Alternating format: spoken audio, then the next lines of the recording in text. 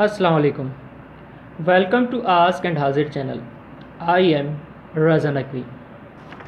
آج ہم اکاؤنٹنگ کا چھٹا لیکچر پڑھیں گے. چھٹا لیکچر اسٹارٹ کرنے سے پہلے دیکھتے ہیں کہ ہم نے 5ویں لیکچر میں کیا پڑھا.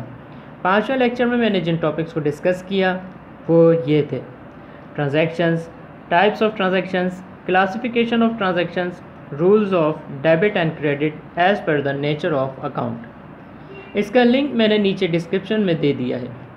لیکچر اسٹارٹ کرنے سے پہلے میں چاہوں گا کہ آپ میرے چینل کو سبسکرائب کریں اور بیل آئیکن کو پریس کرنا نہ بھولیں تاکہ آپ کو اکاؤنٹنگ کے سیکوینس آف لیکچر ملتے رہیں.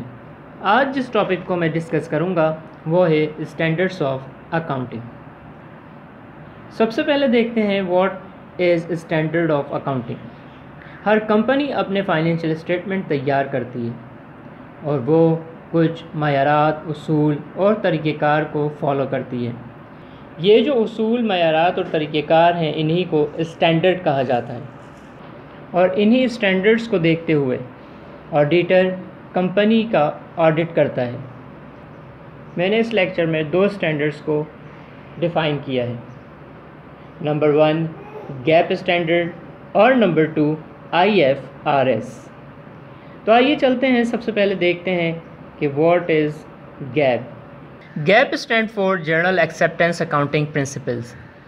یہ ادارہ تمام اصولوں کو، معیارات کو اور طریقہ کار کو تیار کرتا ہے جس کے ذریعے سے ہم فائنینشیل اسٹیٹمنٹس بناتے ہیں. یعنی یہ تمام اصول بنا کر فائنینشیل اکاؤنٹنگ اسٹینڈرڈ بورڈ کو دے دیتا ہے، اور فائنینشیل اکاؤنٹنگ اسٹینڈرڈ بورڈ ان اصولوں کو دیکھ کر اس کو ایشو کر دیتا ہے.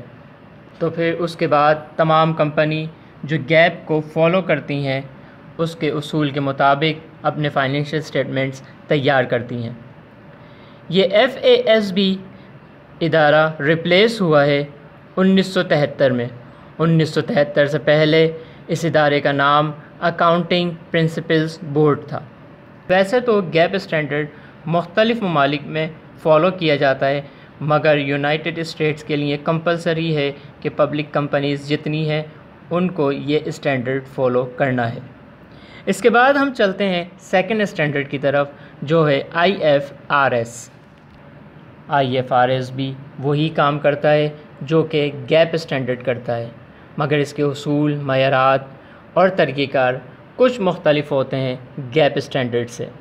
جب معیارات، اصول اور طریقہ کار ڈیسائیڈ کر لیتا ہے تو یہ تمام اصول انٹرنیشنل اکاؤنٹنگ اسٹینڈرڈ بورڈ کو فارورڈ کر دیتا ہے، اور وہ تمام پرنسپل، اسٹینڈرڈ اینڈ پروسیجرز دیکھ کر اس کو مارکیٹ میں ایشو کر دیتے ہیں.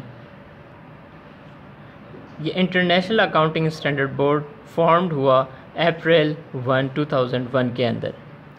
IFRS کا اسٹینڈرڈ تقریباً 120 کنٹریز میں فالو کیا جاتا ہے. یہ جو میں نے 2 اسٹینڈرڈ گیپ اور IFRS ڈسکس کیا، ان کے فائنینشیل اسٹیٹمنٹس کے اندر کیا ڈفرینسز ہوتے ہیں اور کون سی چیز کس جگہ پہ لکھی جاتی ہے، یہ میں اپنے آنے والے لیکچر میں ڈسکس کروں گا. اور کوشش کروں گا کہ جب ہم فائنینشیل اسٹیٹمنٹس بنائیں جس کے اندر انکم اسٹیٹمنٹ، بیلنس شیٹ وغیرہ شامل ہوتی ہے، تو وہ ان دونوں اسٹینڈرڈ کے مطابق بنانا آپ کو سکھاؤں. امید ہے آپ کو لیکچر پسند آیا ہوگا. اگر آپ کو لیکچر پسند آیا تو میرے اس ویڈیو کو لائک اور شیئر کریں. شکریہ.